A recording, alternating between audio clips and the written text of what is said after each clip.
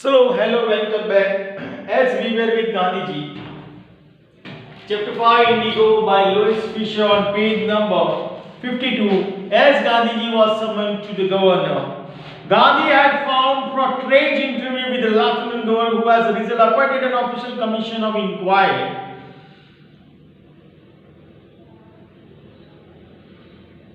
into the indigo sharecroppers situation. The commission consisted of landlords, government officials, and Gandhi as the sole representative of the patient. As the governor came to know about the situation, about the criteria of this or thing, now they linked a commission over there with Gandhiji in the commission too, with government officials and many other. Then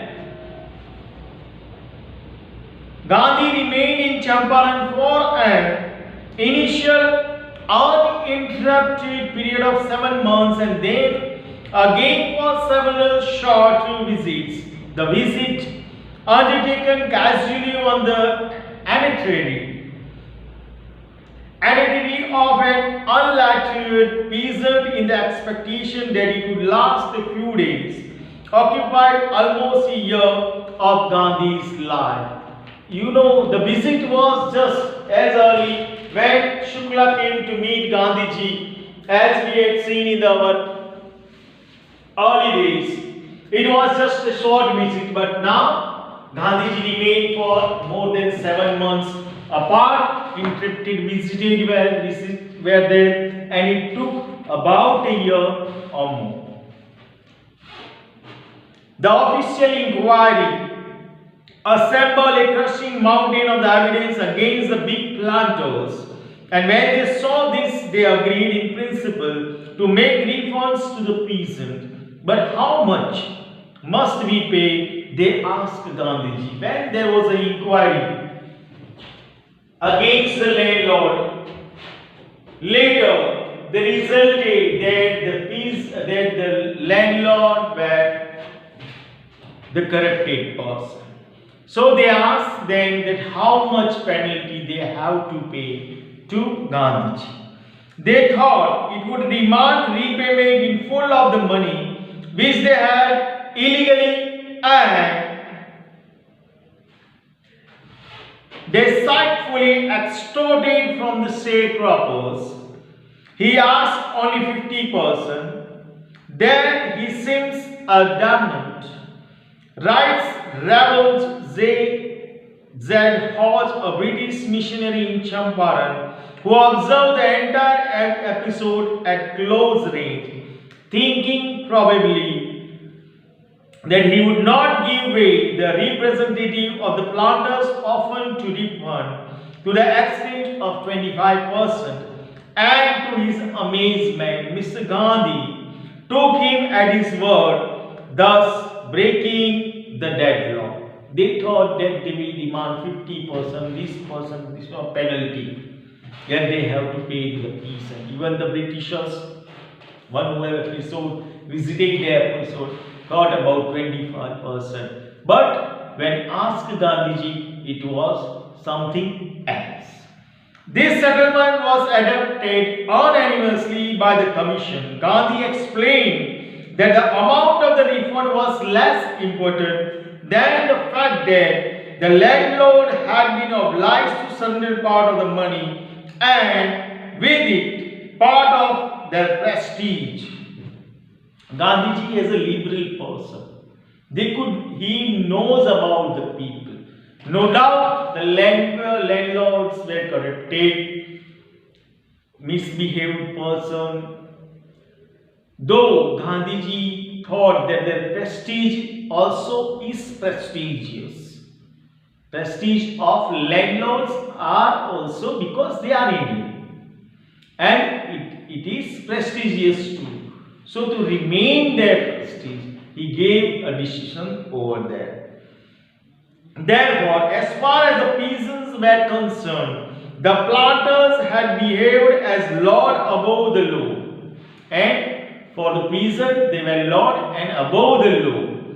Now the peasant saw that he had rights and defenders, he learned courage. But in next step, in next part of the coin, now the peasant overcome. They came to know about the situation scenario, and they were got courage on in themselves. Events justified Gandhi's position. Within a few years, the British planters abandoned their estates, which reverted to the peasants. Indigo sharecropping disappeared, yes. Later on, sharecropping was disappeared as the landholder, the Britishers, they gave the land to the peasants, to the farmers. Gandhi never contented himself with a large political or economic solutions.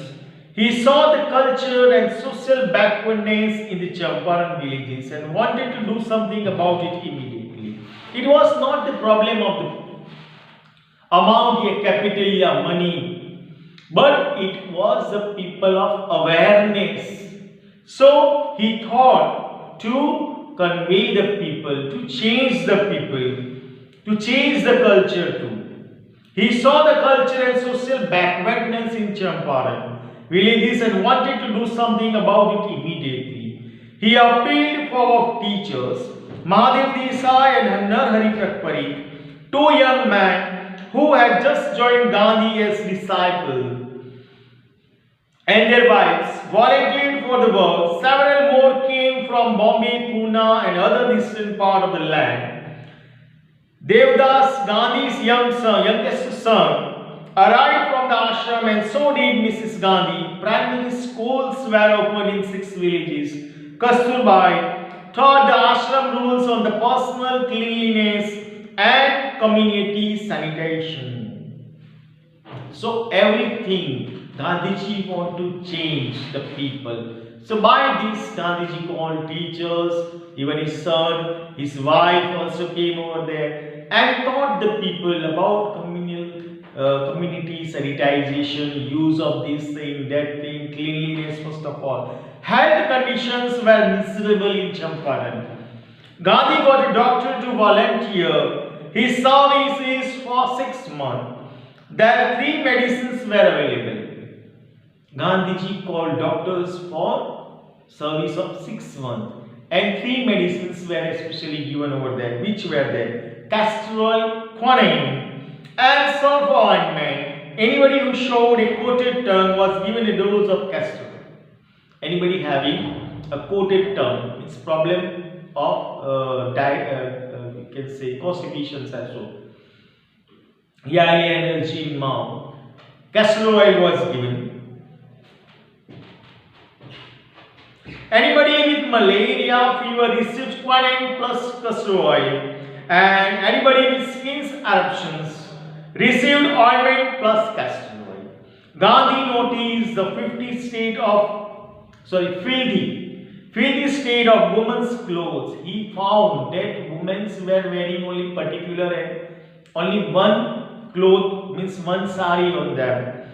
He asked Kasturbai to talk to them about it. One woman took Kasturbai into her hut and said, "Look, there is no box or cupboard here for clothes. The sari I am wearing is the only one I have." The woman told to Kasturbai that only I am having one sari. There is no cupboard, no tijori, nothing, no wardrobe, etc.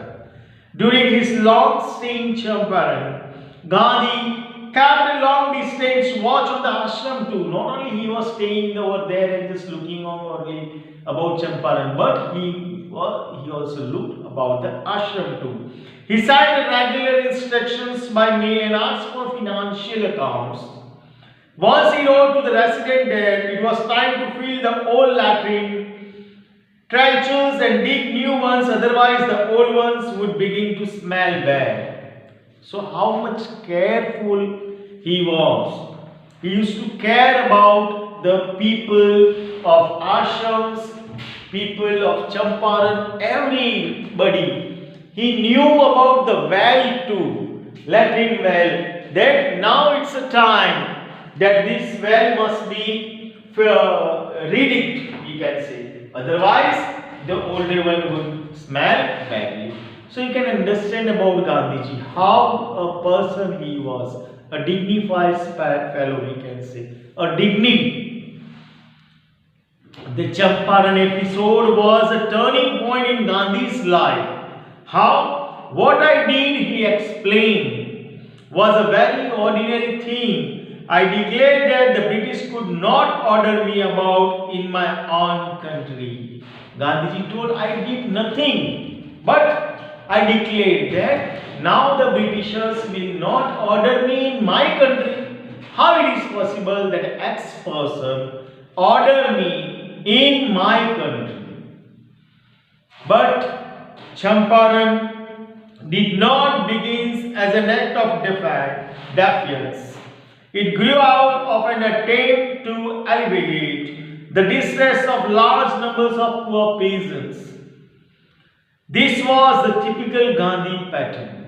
Again, I would like to repeat, but Champaran did not begin as an act of defiance. It was not that this fought, this like Battle of Buxar and Battle of Plassey or Kargil, Yudhya, something else, but it grew out of an attempt to alleviate the distress of large number of poor peasants. Those peasants who were living a life, ridiculously we can say, it distressed them to overcome them. This was a typical Gandhi pattern, and obviously this was the typical Gandhi pattern. His politics were interviewed with the practical day-to-day problems of millions. His was not a loyalty to abstractions, it was a loyalty to living human beings. No doubt he became more and more familiar towards people. His loyalty was not abstraction, but his loyalty was to the human beings. In everything Gandhi did, moreover, he tried to mold a new free India who could stand on his own feet and thus make India free. And this molding means making of free India grew more and more. And yet he made India, he led us towards independence to make India free. All in the Champaran action, Charles Farrar Andrews, the English pacifist, who had become a devoted follower of the Mahatma, came to bid Gandhi farewell before going on a tour of duty to Fiji Island. Later, an English person. In this Champaran action, an English person who was then transferred to other island, who became devotee of Gandhiji, came to meet for a farewell to Gandhiji. He came. Gandhi's lawyer friends thought it would be good idea for Andrews to stay in Champaran and help them. And other fellows, other advocates, other thought that if Andrew will be with us, then it will be helpful to fight this fight of Champaran. Andrew was willing if Gandhi agreed, and Andrew also wills that if Gandhiji agreed, he will stay. But Gandhi was vehemently opposed. He said, "You have an Englishman on our side? This shows the weakness of your heart." He told. No doubt he was his devotee. Gandhiji told, "You want an Englishman to be our side? No, it will be injustice to our Indians." Means we are not able to fight against that person, against the English person. So we brought the English people. No, it is not so. This shows the weakness of your heart. The cause is just and you must rely upon yourself to win the battle. This is your battle. means our battles, our Indian battles, and we should rely on us. You should not seek a prop in Mr. Andrews because he happens to be an Englishman. You must not see that we will get benefit as Andrew is an Englishman. No, we have to fight our own battle. He had read our minds correctly. Rajendra Prasad comments. Rajendra Prasad at that time, the first president of India, he commanded at that time what? And we have no reply. Gandhi is this way taught us a lesson in self-reliance. Mr. Rajendra Prasad told that they got a lesson that Gandhiji taught them to be self-reliant. Are we self-reliant? I don't know. Self-reliance, Indian independence and help to sharecroppers were all bound together. And what? Self-reliance, Indian independence and help to sharecroppers were all bound together. Everything, Champaran, fight, self-reliance, cleanliness, joining people with each other, and this all leaded towards the independent, India's independence. So superbly here given by, written by English writer, and superbly.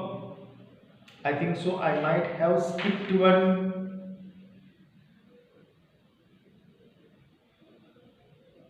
No, I didn't think that I have skipped one paragraph due to mistakes.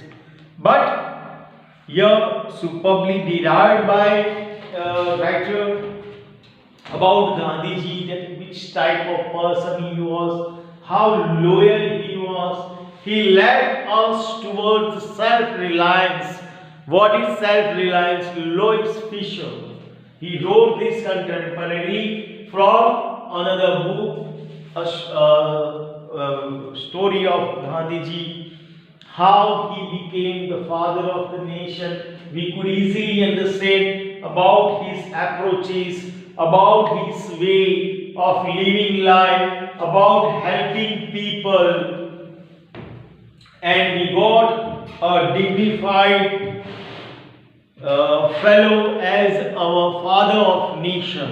So Gandhiji is even worshipped today by people because of his liberal ways of living, simple living, and many things. There are no words to describe about this person, but we have completed this chapter. Only one poem is remaining. I will share it within a few days. This same poetry. Go through this lesson, read over. You will get many words from the chapter 2. It can increase your vocabulary too, because you will need this thing in future life. Till then, I would like to thank you. Thank you very much.